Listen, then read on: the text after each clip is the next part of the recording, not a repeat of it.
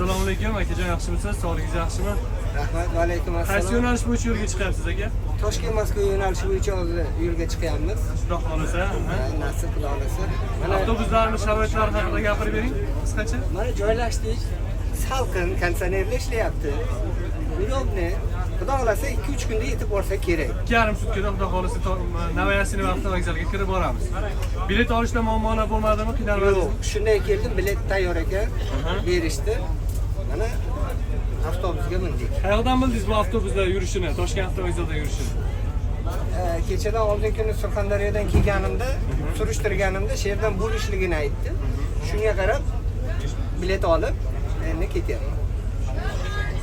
Hammasi joyida. Yo'lovchilarimizga, boshqa vatandoshlarimizga tavsiya qilasizmi? Hammaga tavsiya qilaman.